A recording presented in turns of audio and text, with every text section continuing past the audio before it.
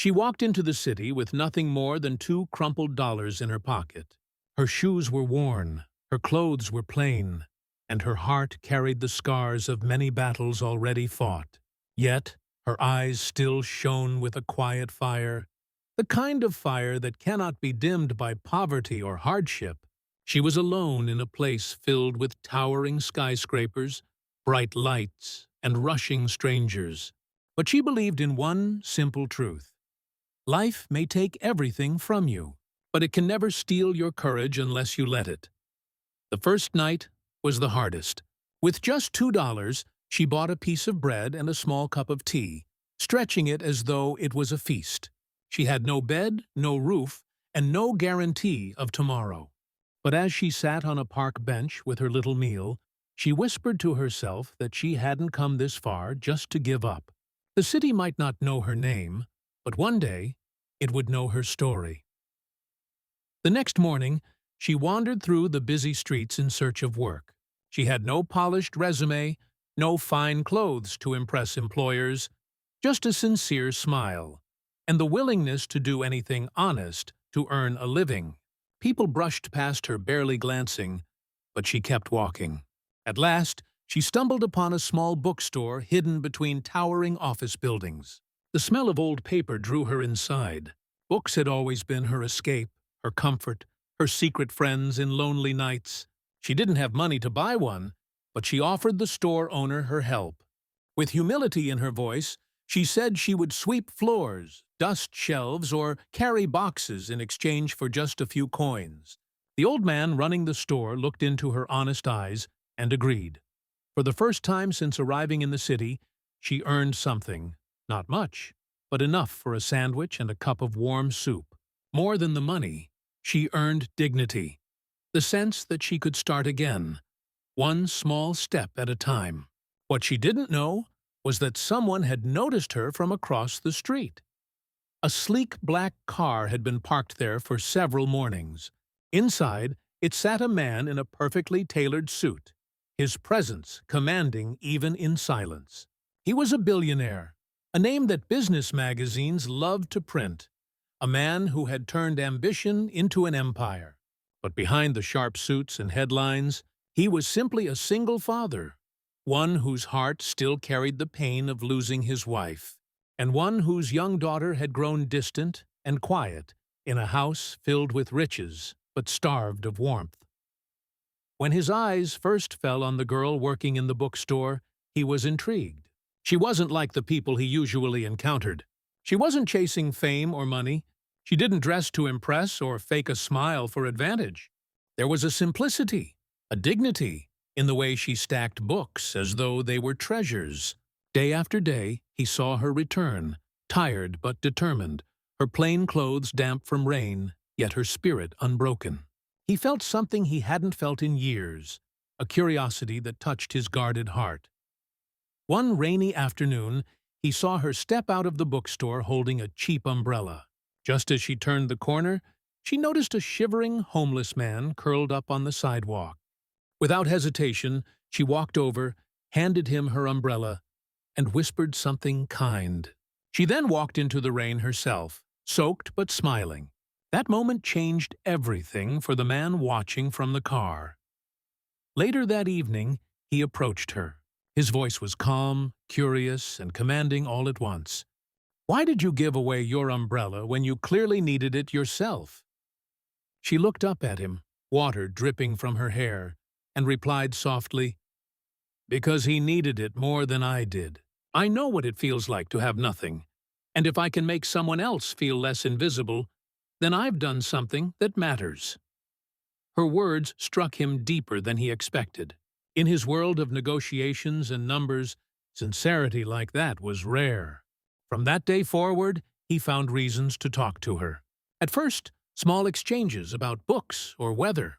Then longer conversations about dreams and struggles. He discovered that she came from a small town, that she had always wanted to study and build a better life, and that she believed kindness was more powerful than wealth. She wasn't asking for charity.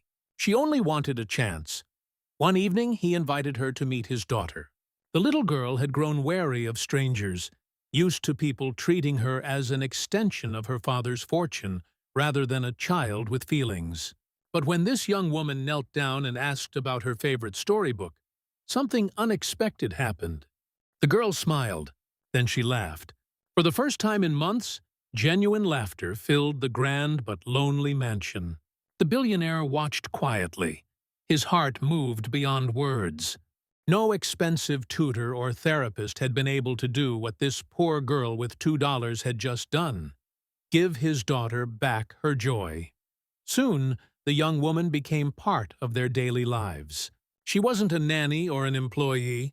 She was a friend, a source of light. She helped the little girl with homework, told her bedtime stories, and brought warmth to dinners that had once been silent. The billionaire, meanwhile, found himself drawn to the way she carried herself. She didn't bow to his wealth, nor did she fear him.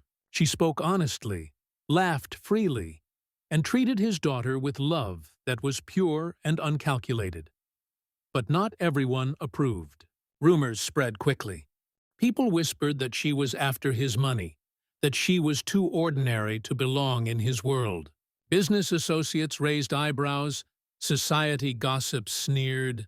Even she began to doubt herself, wondering if she truly belonged in the life she was slowly becoming part of. One night, overwhelmed, she confessed, "I came to this city with only $2. I have nothing to offer you." He looked at her, his voice steady but filled with emotion.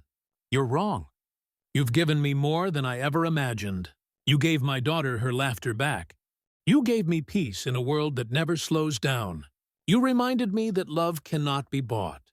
It can only be found. That is worth more than all the money I have."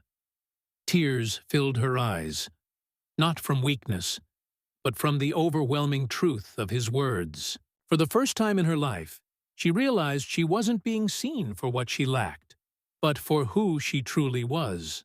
And that was enough. With his encouragement, she pursued opportunities she once thought impossible. She applied for scholarships, joined community programs, and began building a path that combined her dreams with her desire to help others. She became a voice for those who arrived in the city with nothing, just like she once had. Slowly, she built her confidence and her future. No longer the girl with $2, but the woman with courage and purpose. The billionaire, too, changed. He still commanded boardrooms and built empires, but he learned to balance ambition with humanity. His daughter blossomed, surrounded by love and laughter instead of loneliness. Together, they became a family not defined by wealth, but by love, trust, and resilience. Years later, people still repeated their story. They would say, "She came with only $2, but she won the heart of a billionaire." But those who truly understood knew it was never about the $2. It was about the wealth she carried within her, the kindness, the strength, the humility. That was her true fortune, and that was what made her priceless. Their love story wasn't a fairy tale of riches rescuing poverty. It was the story of two souls healing each other. A man who had everything yet felt empty, and a woman who had nothing yet was rich in spirit. Together, they proved that real worth isn't measured by bank accounts or luxury cars. Real worth is measured by love, the kind of love that sees beyond appearances, beyond circumstances, and into the heart. And so, the poor girl with $2 and the billionaire single dad found in each other not just love, but the meaning of life's greatest treasure, a family built on compassion, laughter, and unshakable faith in one another.